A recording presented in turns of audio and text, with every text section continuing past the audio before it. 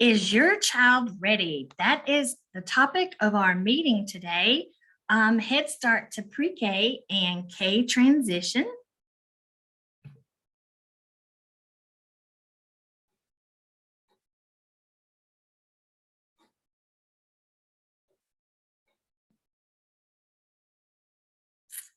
And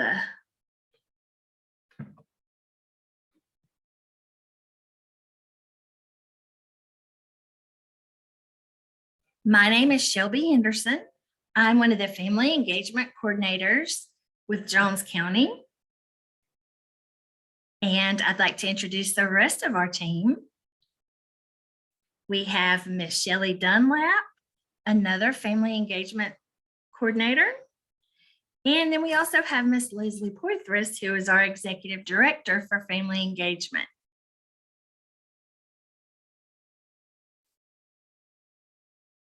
Now, on today's agenda, we'll discuss the requirements for registration, how you prove that you're a resident of Jones County for registration, sample schedules each day for pre-K and kindergarten, the attendance policy, student expectations, parent expectations, communication with teachers, and then we'll also question and answer.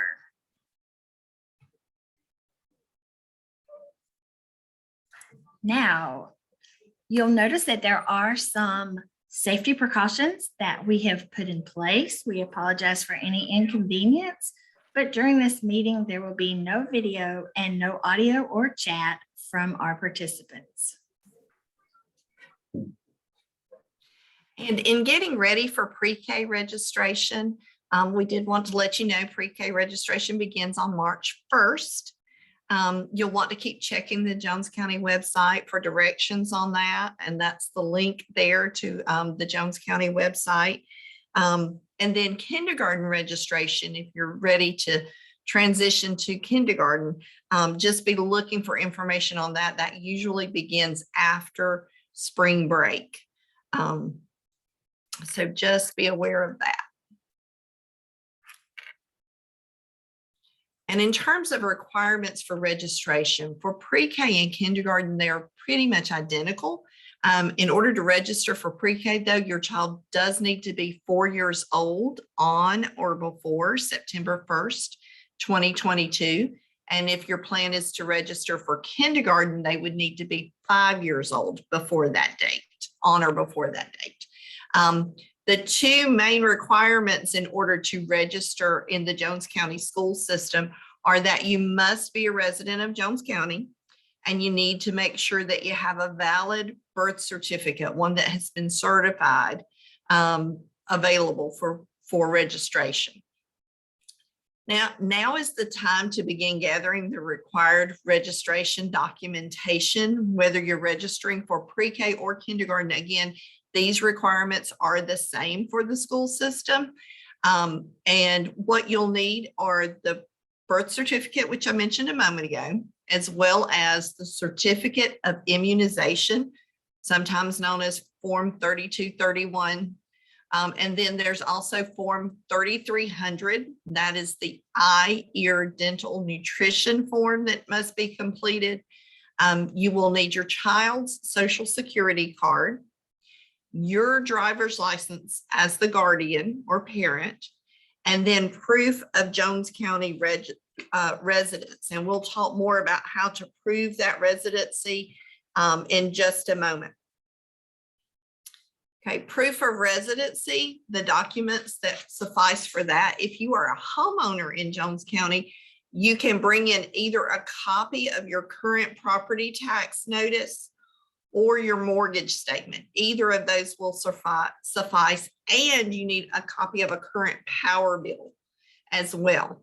Now, if you're renting in Jones County, you do need a copy of your rental agreement that has to have a start and end date, or if you're renting month to month, you need some kind of document that proves that. In addition to that rental agreement, you need 2 additional proofs of residency, such as an electric bill, some kind of pay stub, a bank statement with your address on it, or insurance with your address on it.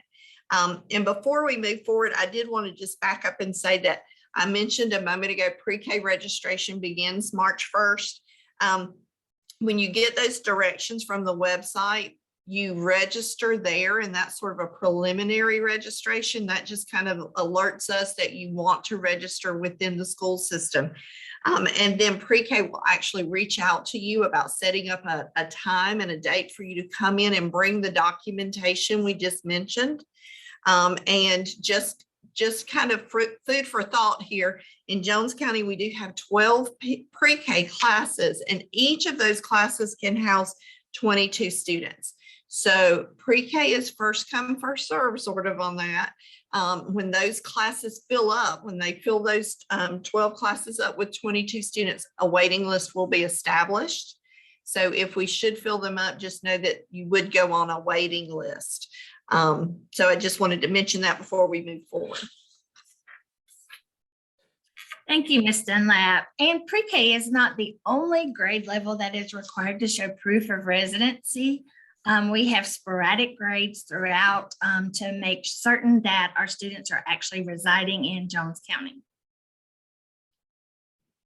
Now, this is an example of a typical day at pre-K. And of course, we know that things are always subject to change from year to year.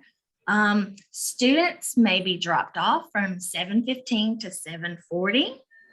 That's early morning drop off. 7:45 to 8:10 is the student drive-through drop off. At 8:15, any student not in the classroom by 8:15 is considered tardy. So once again, students must be in their classrooms before 8:15.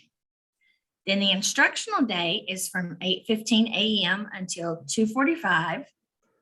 Car dismissal is from 2:30 until 3. So once again, the big important time to remember is 8:15. Now, a sample kindergarten schedule may be that the students arrive at— Actually, I believe, I didn't mean to interrupt, Ms. Henderson. I believe that's also pre-K. We've got a kindergarten schedule coming up. Thank you so much. So this is a sample pre-K schedule. You'll see from the time they may go to their classroom until tardy time, there's greetings, sign in, table activities. The opening activity begins at 8:15. Usually as a class, they will eat breakfast together around 8:30. Then the majority of the instruction occurs in the morning time. There's small group time. Lunch is usually around 11. And then they have a recess activity period after lunch. You'll see it goes into some more instruction time. Nap time is listed from 12:30 to 1:30. And then the students will have a snack, restroom break, closing activity, and then dismissal begins around 2:30. Now, here is the JC kindergarten schedule. You'll see that students in kindergarten may arrive at their school beginning at 7:20. At 7:55, the tardy bell rings. So once again, our kindergarten students are expected to be in their classroom by 7:55, whereas our pre-K students are not expected to be in their room, or they may be in the room earlier, but 8:15 is when they're considered tardy. And dismissal for kindergarten is at 2:40 p.m. Now, this is a sample kindergarten schedule.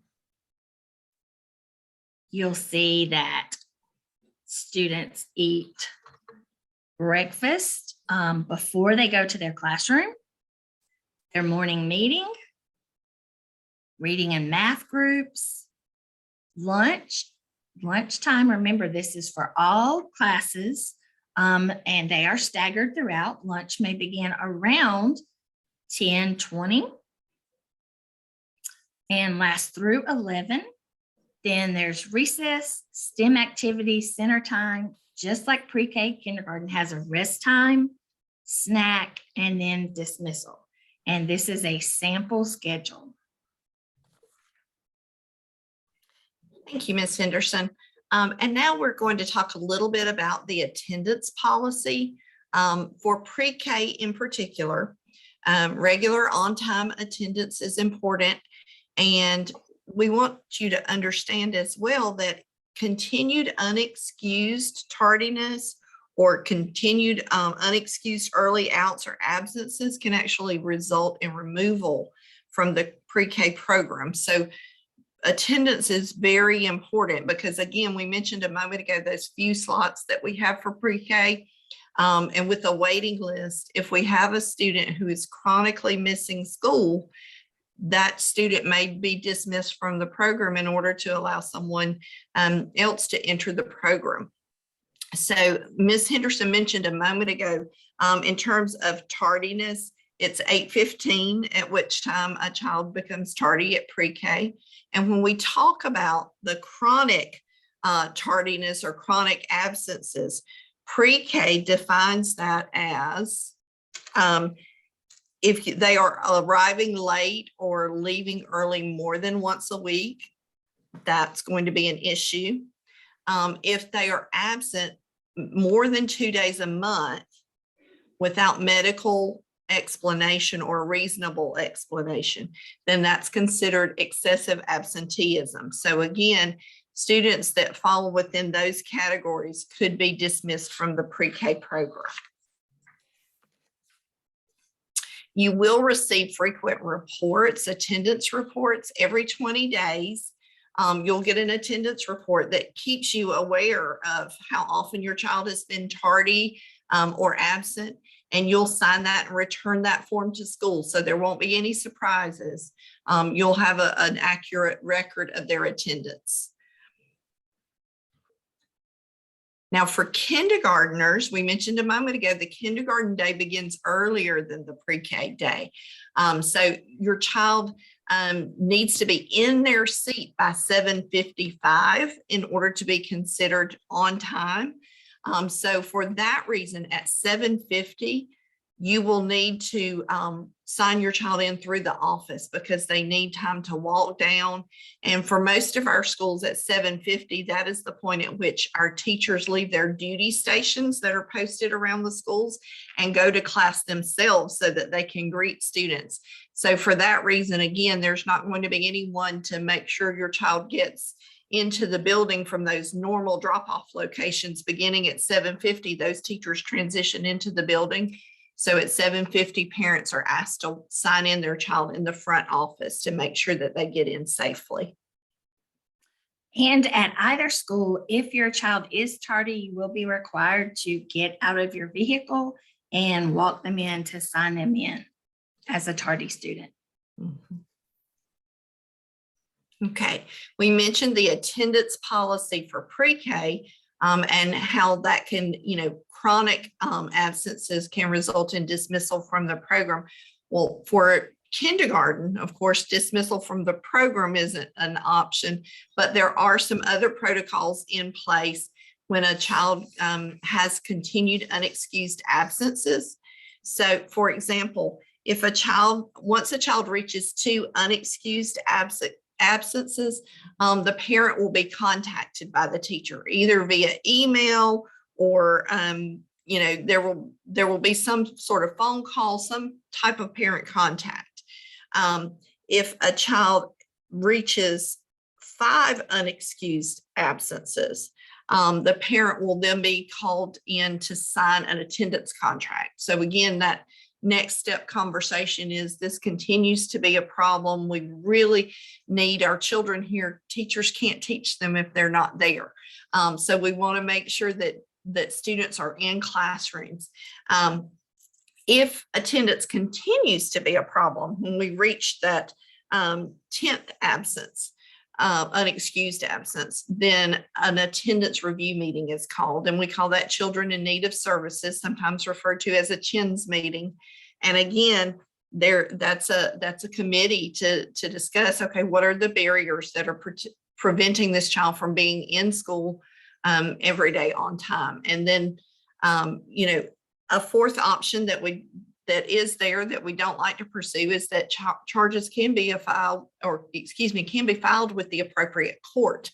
So we just need to make sure that our students are in class so that they can be taught and receive the best possible instruction daily.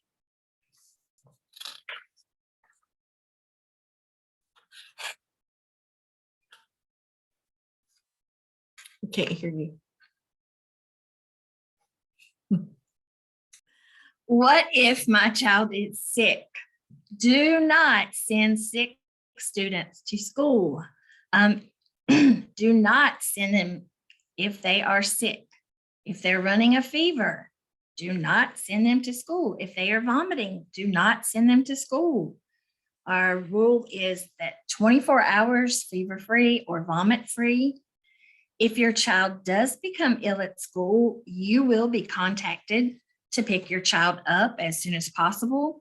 Pre-K does not have a nurse on campus. So because of this reason, it is very, very important that you maintain your current contact information with the school. We know from time to time, phone numbers change. So please make sure that the school always has your current contact information so they can contact you if your child does become sick at school.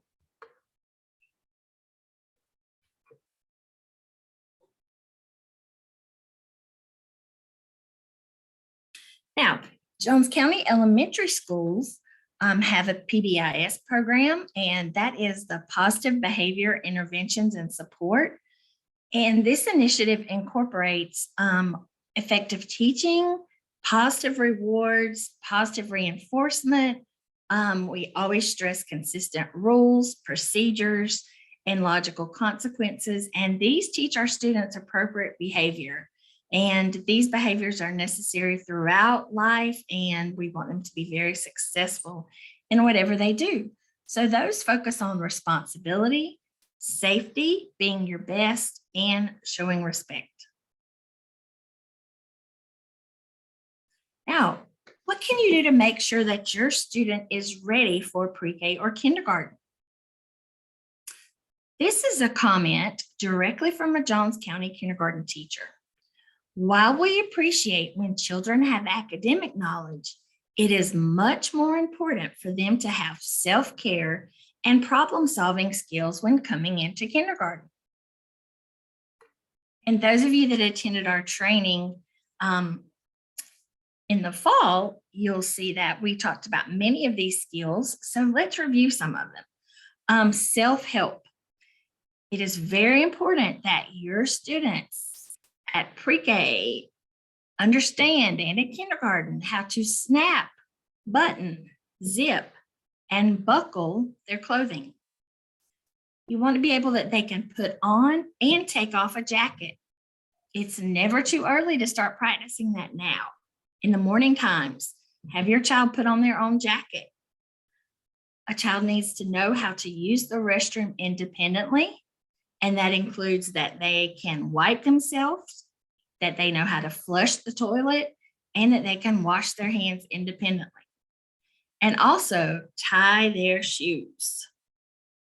Now, social skills.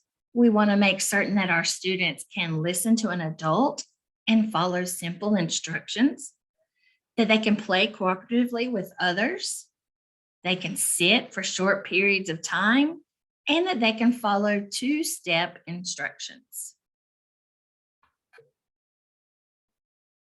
Academic skills for your students. We want to make sure that they can hold a book upright and turn the pages.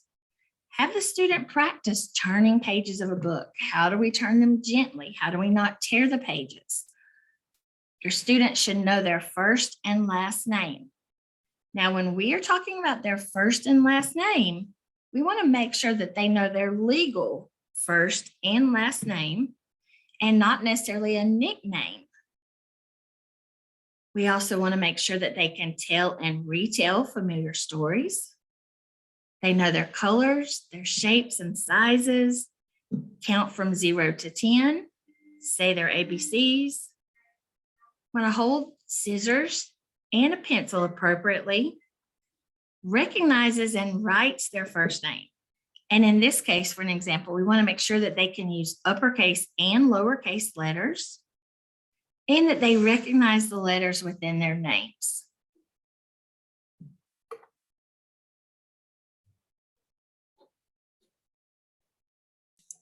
All right, and now we're going to turn our attention to some parent expectations. Often parents want to understand what their role will be in supporting their child as they move into pre-K and kindergarten. And so we have a few things here for you that we want to discuss. Often, particularly in kindergarten, homework is assigned. And even in pre-K, my understanding is they often have activities to complete at home that will lead to some family engagement and just spending some time with your child. And that's a great way for them to practice and review skills at home that they've learned at school. And research has shown that when students do that, they practice what they've learned that day. That just has a way of solidifying it in their brains. It helps them to remember those skills and retain the information that they've learned throughout the day. So anytime a child can come home and review what they've already learned, you're just helping just make that more concrete and that they will remember it for future use. Check your child's binder. I know it says binder here. You know, some schools use folders, some have binders. Generally, there's some method of communication. So just looking in that backpack daily and making sure that you're going through whatever form of communication your child's school uses, because often they send home important papers, sometimes flyers about workshops such as this one. Sometimes it's signed papers. It might be here in our school system for K through 12, progress reports are about to go home. So things like that are what you want to be on the lookout for. And then just making sure you help your child, particularly at the pre-K and kindergarten level, learn to clean out their book bag. You know, let them help you determine what needs to stay and what might need to come out and when it's time to throw things away. You know, let them be a part of that process. You can also use flashcards as your child is learning letters, sounds, numbers, sight words. Flashcards are a great way to review those skills, and you can purchase those often at dollar stores. There are also things you can download online. You can just Google flashcards for all sorts of things that you can print at home, or sometimes it's less costly in terms of ink if you just want to go to the dollar store and buy those things. But that's a great thing that parents can do to help reinforce learning. We mentioned communication.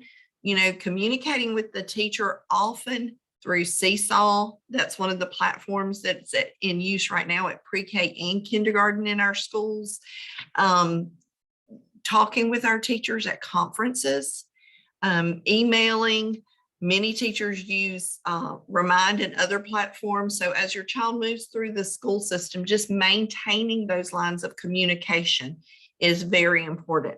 And one of the greatest things that you can do to help your child be more successful in school is to read nightly to your child.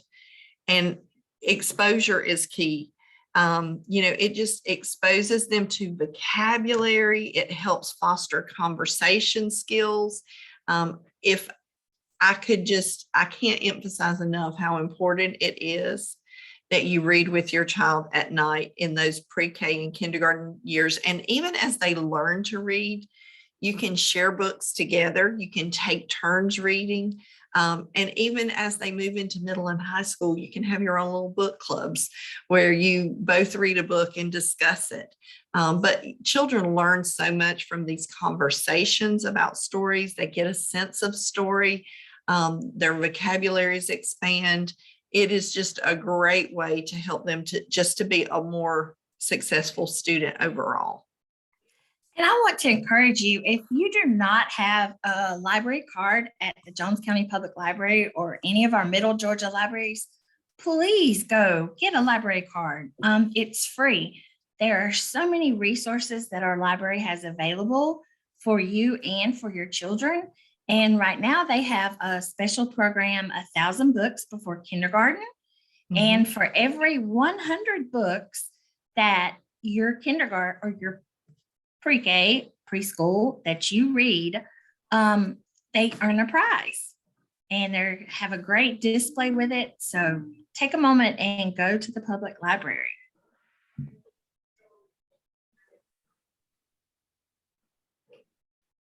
All right, and we mentioned communication a moment ago, but just to delve into that a little bit more, some of the methods that we use for communicating with teachers, again, are email, phone calls, notes that might come back and forth in those folders, social media. Many of our teachers have Facebook pages, private Facebook pages that they might invite you to be a part of. We do ask that if you need to schedule a conference, our teachers are always willing to do that, but just send a note or, make a phone call. But just keep in mind that our teachers are very busy throughout the day. But we mentioned that start time, from the time that day starts until that day ends with students, our teachers are supervising children, particularly at the pre-K. They have their little 22 darlings with them the entire time. So it's best not, I'm just giving you a little heads up. You may not get immediate feedback. If you send a message to them via, let's say, Seesaw or another platform, and you're expecting an immediate response, that's probably not going to happen because they are with students all throughout the day. So if you need to change a mode of transportation, let's say somebody different is going to pick your child up from school that day, make sure you call the front office and talk with them. And each school varies just a little bit in what their cutoff time is for those changes in transportation. So you'll need to make sure that you're aware of what that cutoff time is, because again, once we start moving toward dismissal, it's very difficult to pull a child from a line and move them to a different form of transportation. That's very, that can be chaotic. And our first and foremost concern is our students' safety. So just make sure that any changes in transportation get made as soon as you possibly can. And it's better if you do know the night before, just go ahead and send in something in writing that says, I'm going to need to change transportation. Again, requests for conferences come best when they're in writing, because that's something that, we can get back with you on just as soon as that teacher has some availability to talk with you. And again, Ms. Henderson mentioned earlier, but I'll just repeat it. Keeping that contact information current is so critical, because there are times when teachers reach out, and if there's no working number, I've been there before, and it's never a comfortable place for a teacher to be if a child needs a parent and you can't access them because you don't have current contact information. So just making sure that you keep that current is very important. And now we have just a few resources that we're going to share with you.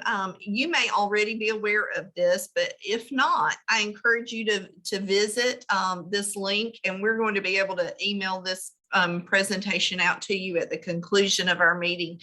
But this is through DECAL, which again is the Department of Early Care and Learning, which governs our pre-K program.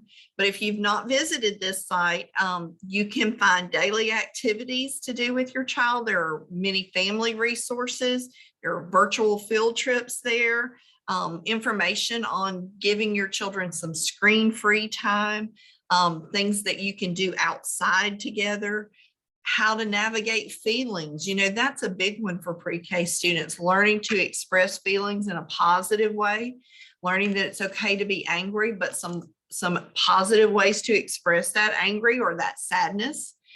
So there's just a whole lot of information at this site. So if you haven't checked that out, I would encourage you to do that. And again, that's for pre-K. But there's also a site that's great for, to help with kindergarten readiness skills. This is through the Georgia Public Broadcasting System. And so if you go to this site, one of the resources there gives some great getting ready for kindergarten ideas, and they address things such as physical health. We mentioned English language arts, science, social studies, math, also nutrition, They also give you some conversation starters. You know, sometimes we just need a little help in talking to our own children. I know sometimes you think that sounds a little crazy, but I found myself asking my child, well, how was your day? Great. What'd you do? Nothing. And that's the end of the conversation. So the goal is to try to, and we all know students are not in school for 8 hours a day and do nothing. But, you know, the goal is to ask those open-ended questions. Like, tell me, you know, what did you learn today in science? Or tell me more about this. So getting your children to give you more information is the goal. So there are even conversation starters there that can help with that. And now, if you have questions, I know that, you know, our format doesn't allow us to interact as much as we would like, but we do want you to know that we have a survey, and that QR code is about to pop up on your screen, and there's a link there as well. Again, we will be emailing this information out to you as well.